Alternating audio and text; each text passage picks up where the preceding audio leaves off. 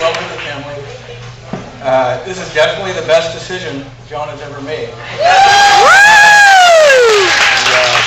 So for everyone here who knows, and as you know, you and everyone knows, when John makes a decision, he's always right about everything. So just like when we were kids, John was a sibling who always had things figured out. So whether we got the occasional spanking, John would just wear 4 pairs of underwear. Or if he didn't want to do the household chores, he would just pay his sisters and me to do them while he focused on his other projects, paper routes, and baseball cards. I remember every Easter I was always trying to figure out how the heck could he find the golden egg on Easter, and with the $2 bill in it. And he always said it was luck, but I think it just had something to do with his bedroom window overlooking the backyard. Always savvy on his end there. Nice. But as clever as John seemed, though, things would not always go his way. I remember we were both going up the Columbia River in our parents' ski boat, and John was driving full speed ahead, bullets flowing in the wind, Colt 40s in hand. That's just the way he drives. But anyway, all of a sudden the boat just completely stopped. The motor seized. We're like, all right, what's going on here? So we look over the side of the boat and we realize we're in 3 inches of water.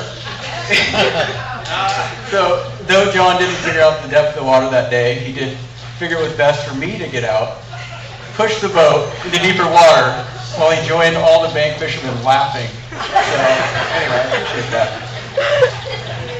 But that's the thing about John, though. He's always had a great sense of humor, especially in the most unexpected situations. There's one story I recently heard about John and Kate when they first started dating. And apparently they were in Seattle at a pub, and John thought it would be a great idea to pull a prank on his 2 friends, Shauna and Michelle Morrison.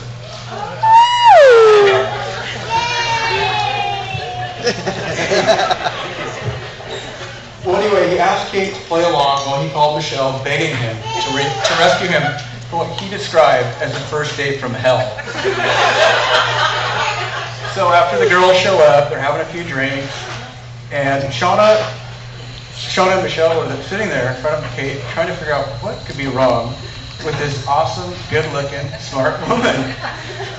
So meanwhile, Kate's just sitting there trying not to laugh until John eventually spilled the beans, revealing the exceptional person he wanted his friends to meet. And that is the type of person John is. And I'm glad he found Kate, who was willing to encourage his sometimes elaborate behavior.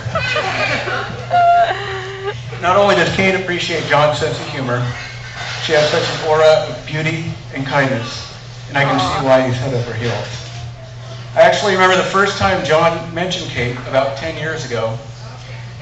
He was working on an environmental cleanup project outside of Seattle, and Kate was the inspector. It was really the first time I ever heard John talk nonstop about a woman before.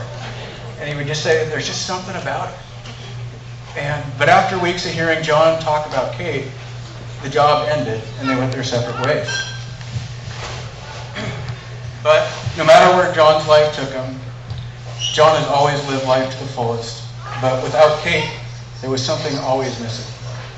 So whether you call it fate, patience, or luck, or whether John just had to figure it out all alone, he was finally reunited with the person who makes him whole.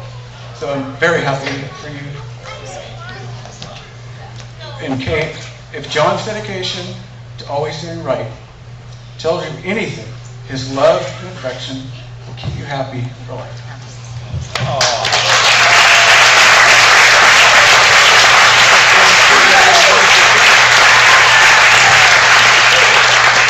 So if everyone would please raise your glasses and toast to happy couple. Cheers.